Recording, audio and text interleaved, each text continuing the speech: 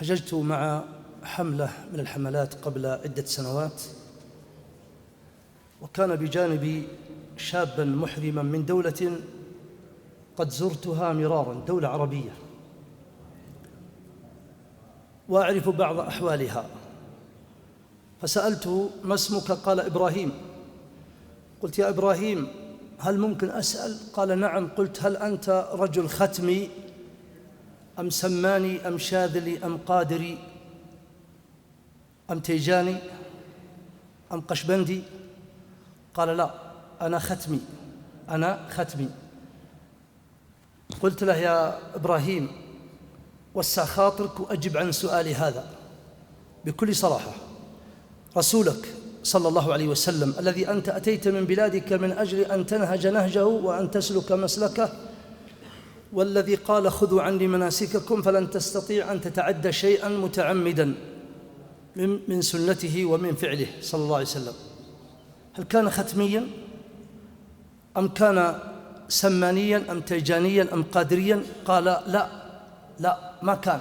قلت: كان إيش؟ قال: ما كان من أصحاب الطرق هذه. قلت: ليش؟ قال: لأنها أتت بعد موته صلى الله عليه وسلم. قلت: بس حرك عقلك، هل ترضى أن تتعبد لربك عز وجل ومولاك على مذهب أو طريقة أو شرع أو تعبد ليس عليه ختم رسولنا صلى الله عليه وسلم؟ قال: والله إنك صادق، ادعي لي بالهداية. قلت: الله يهديني ويهديك ويهدي كل المسلمين للحق. هكذا الأمة لما ضعف عندها جانب العلم بالشرع والتوحيد فلا تسأل، لا تسأل أي تخبط عجيب. بعض الناس يقول: طيب يا أخي، لماذا أنت تتكلم كثير عن التوحيد وإحنا الحمد لله في بلاد التوحيد وإحنا من أهل التوحيد أمورنا طيبة؟ قلت: صدقت، لكن أولا اعلم أن أولئك لما ضعف عندهم جانب التوحيد وقع الشرك،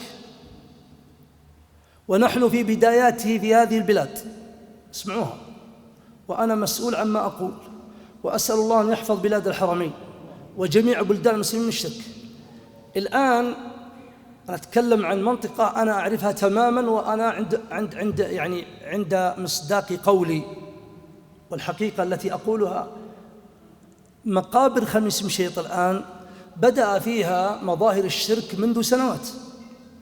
إي والله موجودة الآن. أنا ما أقول لك مدينة بعيدة حتى تروح وتضيع وتقول وين، أقول خميس مشيط هنا بعد 25 كيلو أو أقل. كيف؟ الآن أصبح فيها الكتابة على القبور، وأصبح فيها تلوين للقبور، وأصبح فيها رفع للقبور، والنبي صلى الله عليه وسلم لم يأذن إلا شبرا، وأمر أن تكون مسنمة ولا تكون مسطحة. والله لقد رأيت بأم عيني قبرا، وأخبرني بعض الإخوة أنه أيضا أصبح فيه مثل ذلك، قبرا مسطحا مرتفعا، وعمل على شكل حوض، وزرع فيه مزارع من أشجار البلدية، الورود وهذه الأشياء التي تجعل في الأرصفة، وعندها دبة ماء وتتعاهد بالسقيا والصب. من أين هذا؟ أصبحنا نرى منذ زمن، من 2 أو أكثر أو 3، أصبح هناك سقايات للطيور وعلافات للطيور عند القبور توضع. لماذا؟ بعض الناس يقول: يا أخي صدقة. نعم صدقة، اجعلها في شعب، اجعلها في عند بيتك، في حوش بيتك، على الرصيف، في السطح، في كل مكان، اجعلها في أي مكان. أما عند القبر لا، لأن هذه الشريعة أتت بما يسمى سد الذرائع. والشرك الأصغر من تعريفه أنه الوسيلة إلى الشرك الأكبر. لاحظ: ولذلك نهى رسولكم صلى الله عليه وسلم عن الصلاة لله رب العالمين في المقابر. ليش؟ حتى لا يأتي الشيطان كما فعل بقوم نوح فلا يظفر بذلك الجيل، يكفيه أنه يظفر بالأجيال التي بعده، فيقول: كان آباؤكم يفعلون عند هذه القبور ويعكفون عندها، لأنهم كانوا يستنزلون بها المطر ويستشفون بها من المرض ويستعطون بها العطايا من رب الأرض والسماء، توسطا وبركة وشفاعة، وهذا ما وقع فيه كثير مع الأسف من أهل الإسلام في زماننا وفي أزمنة قد مضت. جهل بالتوحيد، جهل.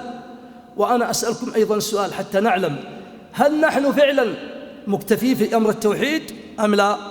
أسألكم وكل يجيب على شاكلته بينه وبين نفسه. تصور أخي الحبيب، مصدر رزقك الآن راتب أو ربما تجارة أو أجار أو مهنة أو قل ما قلت، لتفرض أن هذه الليلة جاءك لا قدر الله قرارا بإيقاف هذا المصدر، كيف يكون حال قلبك؟ شو يكون حالك؟ مطمئن لأن الرزاق في السماء، أم ستكون على قدر من الاضطراب يتزلزل قلبك؟ ورأينا من أنفسنا في أعوام مضت كيف اضطربت قلوبنا. لماذا؟ لأننا نتعلق بالسبب ونترك المسبب جل وعلا، والتعلق بالسبب شرك أصغر، تعليق القلب بالسبب.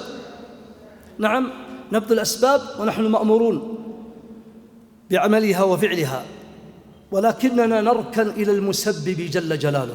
أنسينا قول الله تعالى: وما خلقت الجن والإنس إلا ليعبدون ما أريد منهم من رزق وما أريد أن يطعمون إن الله هو الرزاق. وما قال الرازق، لأن الرزاق إيش؟ صيغة مبالغة من كثرة ما يرزق. وأمر أهلك بالصلاة واصطبر عليها، لا نسألك رزقا نحن نرزقك والعاقبة للتقوى. لاحظ، هذا هو الرزق. أما هذا الذي يرزقكم من أمسك رزقه بل لجوا في عتو ونفور. ما يفتح الله للناس من رحمة فلا ممسك لها وما يمسك فلا مرسل له من بعده. فابتغوا عند الله الرزق واعبدوه واشكروا له. واضح؟ إذن أظن أكثرنا سيرسب في هذا الأمر.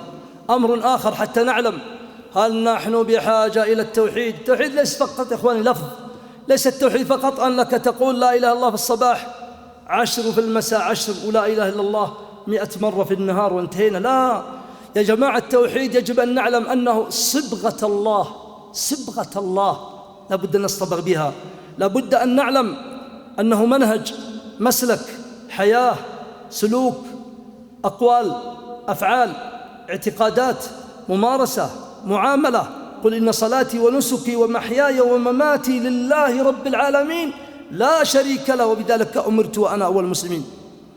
حبيبكم صلى الله عليه وسلم رأى رجلا من الصحابة لا يجيد الصلاة، فكان غاية ما هنالك أنه قال إيش؟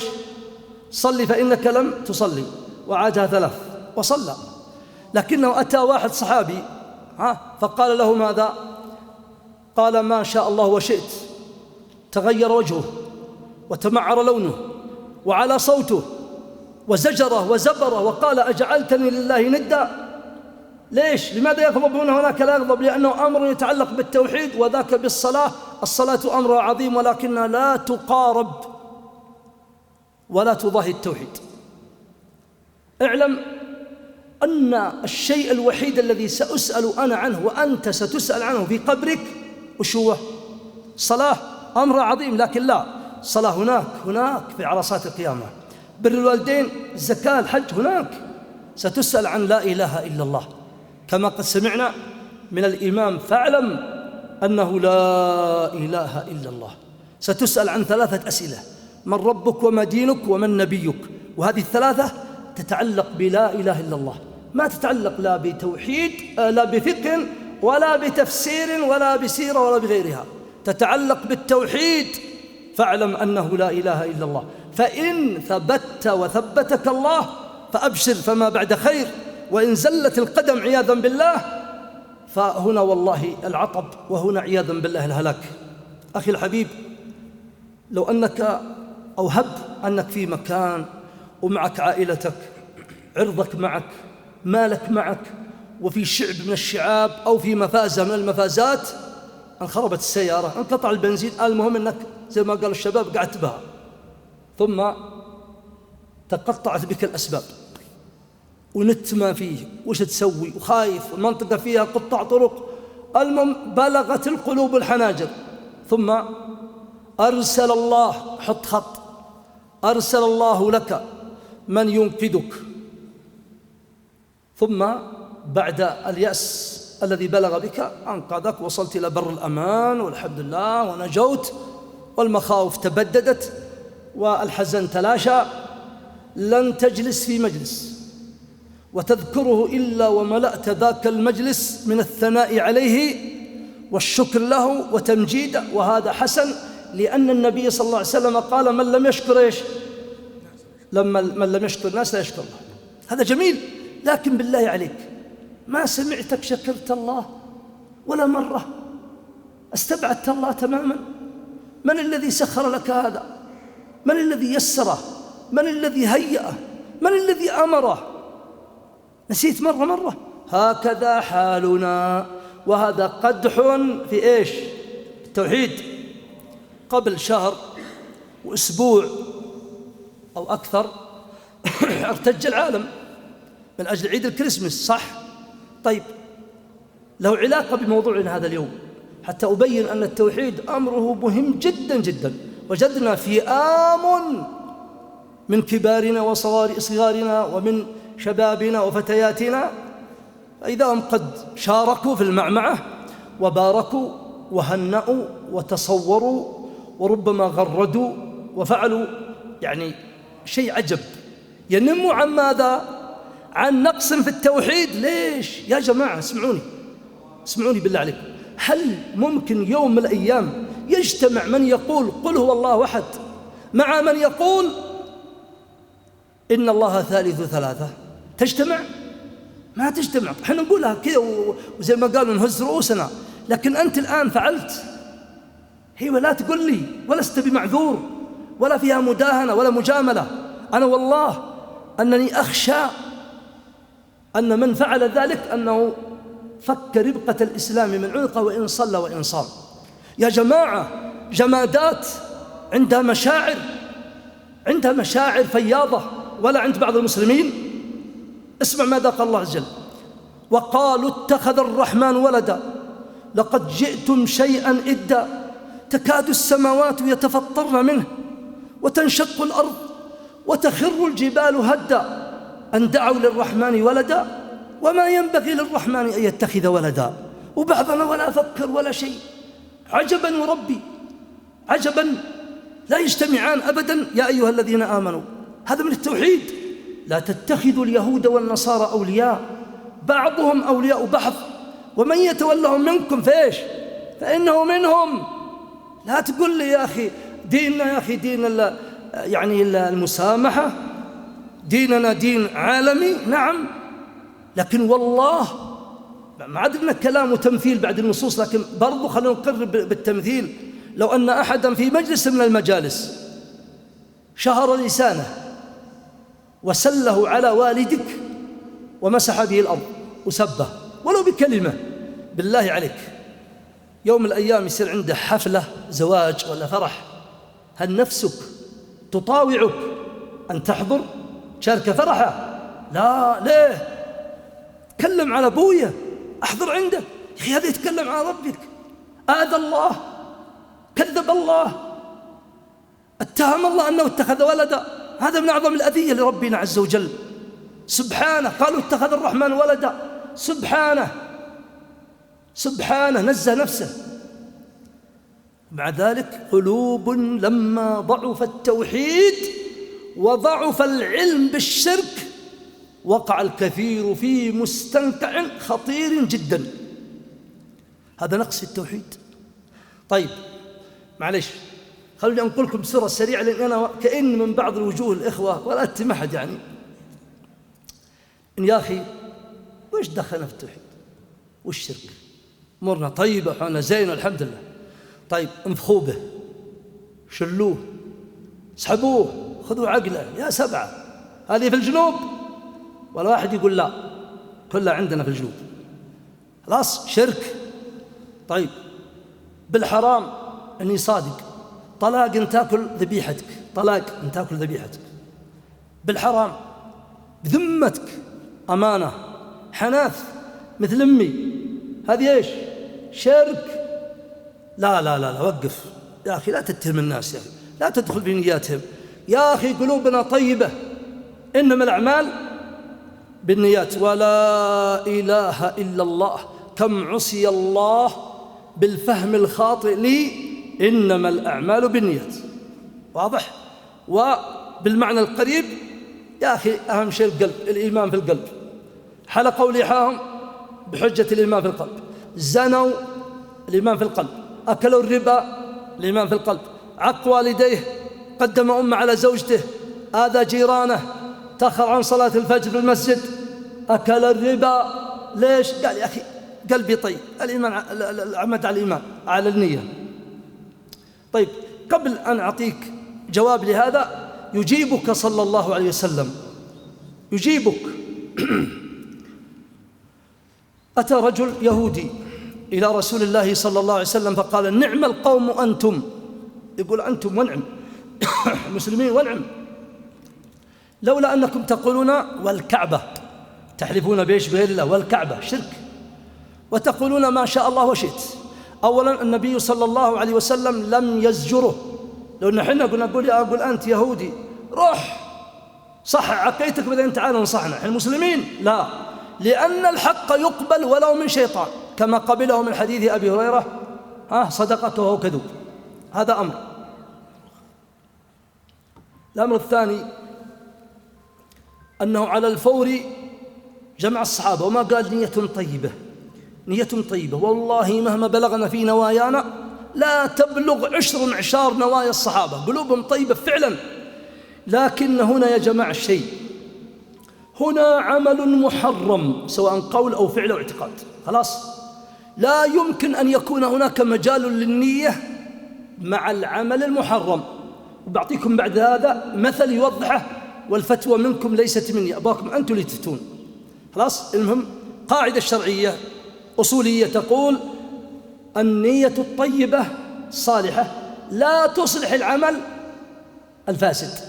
فهمتوا علي؟ لا تكون النية الصالحة إلا مع العمل الصالح. الحين يا جماعة صلينا المغرب صح؟ عمل صالح ولا فاسد؟ صالح. هنا النية، فذاك صلى لله، وذاك صلى لدنيا، وذاك صلى لمال، وذاك صلى لجاه، وذاك صلى هوى، وذاك صلى ولا لنية، لكنه قد توعد هو واحد من زملائه بيروحون العقبة، وتعرف الموعد أنشبوه في مسجد الشيخ خالد، ايش يسوي؟ لأنه على طريق العقبة، فأتى للصلاة ليست لله إنما للعقبة. إذن هنا النية ترافق العمل الصالح، ثم إما زادته صلاحا أو أبطلته. طيب ما مصداق ذلك؟ اسمعوني يا جماعة، تراكم أنتم تفتون، بقول يا فلان أو يا فلان افت، انتبهوا للسؤال. رجل طيب قلب مثلي ومثلكم وحبيب ونيته زينة، ثم عنده شابة جارة له أرمل، زوجها مات وهي في ريعان الشباب، وسنوات مسكينة ما تزوجت ولن تستطيع أن تتزوج. انتبهوا، اسمحوا لي في هذا المثل، لكن ودي أجيبها من الأخير عشان تفهمونها. الرجل حن لها، مسلم وطيب وحبيب، وقال يا أخي المسكينة ذي، يا أخي معقول الشابة ويعني ما عندها زوج وكذا يا ولد. ثم ربط عياذا بالله علاقة محرمة ووقع وزنى، وعلم أحدنا فقال يا أخي اتق الله، يا أخي كيف تزني وبحليلتك، حليلة جارك، يا أخي مصيبة والله ما ترقع ذي.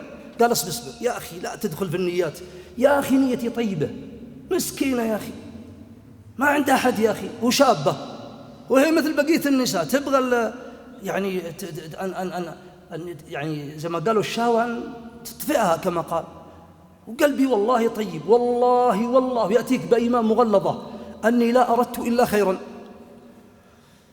ما الحكم؟ أصاب ولا ما أصاب؟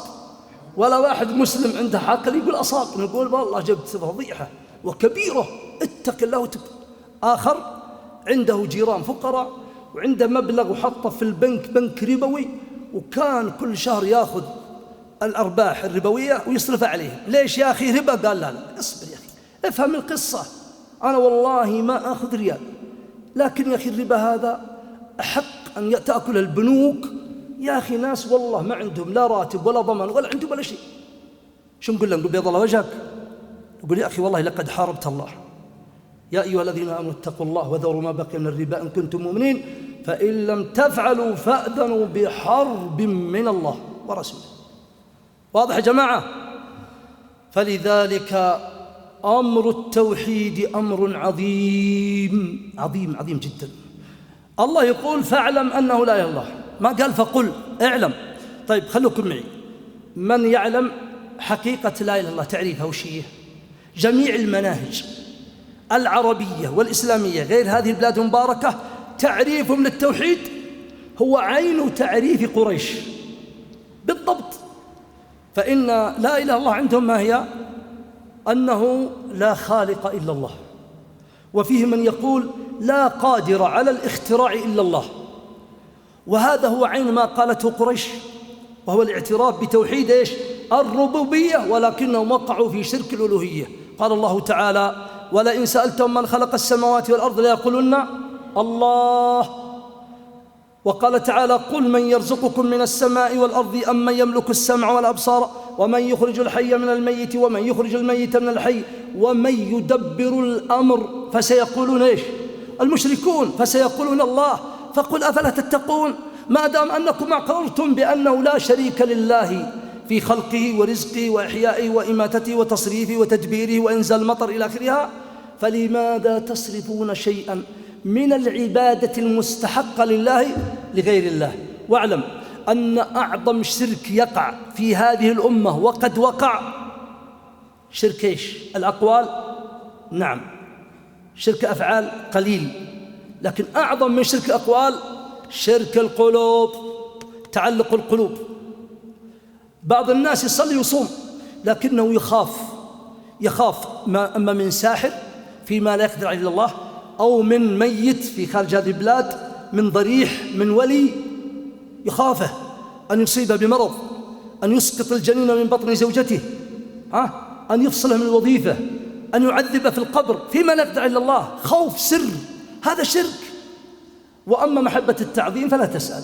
جلست في المدينة سنتين، مدينة رسول الهدى صلى الله عليه وسلم، ورأيت بأم عيني خاصة عند القبر ما تشيب له الولدان والمفارق، والله بعمائمهم ولحاهم هكذا، ويأتون فيستدبرون القبلة ويستقبلون القبر ويقولون بكل خشوع لا نرى في صلاتهم يا رسول الله يا رسول الله. فإذا قلت لهم قال لحظة يا أخي لا تتهمنا، الله عز وجل أعطى النبي صلى الله عليه وسلم الشفاعة صح؟ نقول نعم. طيب أنا أسألها منه، تقول نعم الله أعطاه الشفاعة، ولكنه نهى عن إيش؟ عن دعائه وهو غائب وهو ميت. فقال ماذا؟ وأن المساجد لله فلا تدعوا مع الله أحدا. وبعدين الشفاعة الله أعطاها إياه وقيدها بقيدين: الإذن والرضا عن المشفوع، ولا يشفعون إلا لمن ارتضى. من ذا الذي يشفع عنده إلا بإذنه؟ ولا يرضى الله عز وجل إلا بإيش؟ بالتوحيد. تدعوه أحمد، إذا كان النبي صلى الله عليه وسلم لا يجوز أن يدعى تقول يا رب شفع في نبيك. ممتاز. ليش؟ لأن الله تعالى يقول في سورة الزمر قل لله الشفاعة جميعا. ما يبني النبي صلى الله عليه وسلم، النبي صلى الله عليه وسلم أعطاه الله، لكن ليش؟ مقيدة بقيدين: إن تكفروا فإن الله غني عنكم ولا يرضى لعباده الكفر. أبو هريرة يقول يا رسول الله من أسعد الناس بشفاعتك؟ قال من قال لا إله إلا الله إيش؟ خالصا من قلبه. أمر التوحيد عظيم. أختم شيء الآن يا جماعة، بعض الناس يقول يا أخي أبشرك الحمد لله التوحيد موجود. قلت طيب إيش رأيك في حديث النبي صلى الله عليه وسلم إنما الطيرة شرك؟ إنما الطيرة شرك. قال الحمد لله ما عندنا طيرة. أنت تفهم الطيرة؟ أكثر الناس ما يعرف الطيرة. الطيرة هي التشاؤم، هو تعليق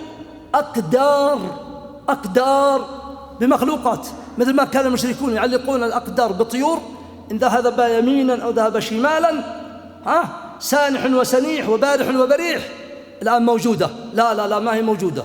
طيب تفضل، واحد يطلع بيروح يسافر أو يروح يخطب تزوج فرحان، أو يعقد عقد تجارة، أو يروح يتوظف، أيا كان، خرج مع الباب ومشخص مزبط وضعه، ويوم فتح الباب إلا وحادث قدامه، انتبه، أو مضاربة، أو رجال أو مرأة عوراء أو أعور، انتبه، أو كلب أكرمكم الله أسود، أو غراب ينعق على بيت أو على سلك، أو بومة تصيح هناك.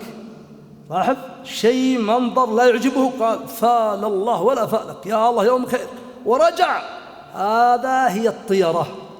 ونقول لا ما عندنا شرك أمور، تمام تمام، إنما الطيرة شرك. طيب إيش الطيرة؟ الجواب ليس من عندي، من عند النبي صلى الله عليه وسلم. قال الطيرة هو ما أمضاك أو ردك. أنت الحين تبي تمشي لكن شفت المنظر هذا ردك انتهى. أو أيضا بعض الناس متردد، فإذا شاف منظر حسن أو كذا، مع أن الفعل كان يحبه النبي صلى الله عليه وسلم، لكن لا يصل لدرجة أن تكون أنت متردد ثم تذهب لأجل هذا الأمر.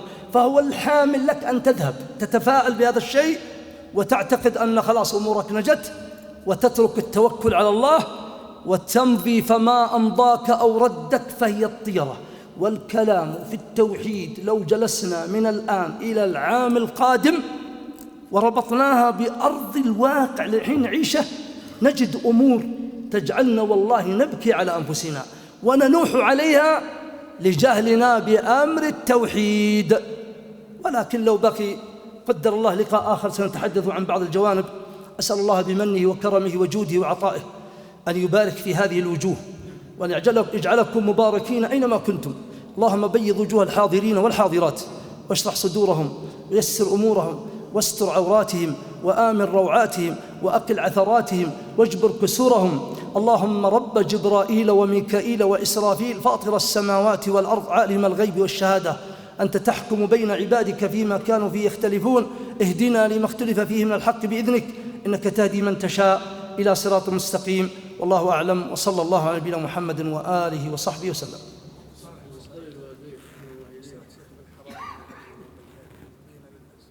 بينتها يعني كيف؟ يقول الشيخ خالد أنت قبل قليل تقول بالحرام وطلاق، يعني هذه ما تجوز بذمتك. نعم، لأنه هذا حلف بغير الله، والنبي صلى الله عليه وسلم قال من حلف بغير الله فقد كفر وأشرك. طيب ما دخل الحرام والحلال؟ بدل ما تقول والله أنت تقلط عندي، تقول بالحرام أنت تقلط عندي.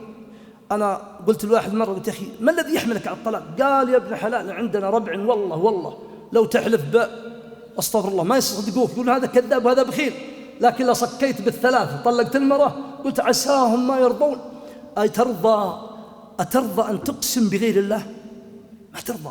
بعض مشايخي الثقات كلكم تعرفونه، شيخ نحسبه من راسخين في العلم، قلت يا شيخ ما رأيك بمن يحلف بالطلاق بنية الحلف يعني؟ قال والله لقد بحثت في أقوال المتقدمين والمتأخرين فوجدت أن القول الراجح الذي لا مناص عنه أن الطلاق يقع، وأنه آثم بحلفه بغير الله. فبالحرام لأن الحلف ينعقد بكم حرف؟ ب3 حروف، بالواو وبالباء وبالتاء، تالله وبالله والله. فبدل ما تقول والله أو بالله عليك تقول بالحرام. خلاص هذه المقصود، ويسري على ذلك بذمتك بأمانتك، يعني كل هذه الأمور التي يعني اعتدنا أو سمعناها كثيرا وأحيانا ربما نقع فيها. غفر الله لي ولكم وجميع المسلمين. اللهم إنا نعوذ بك أن نشرك بك ونحن نعلم، ونستغفرك لما لا نعلم، والله أعلم، وصلى الله على نبينا محمد وآله وصحبه.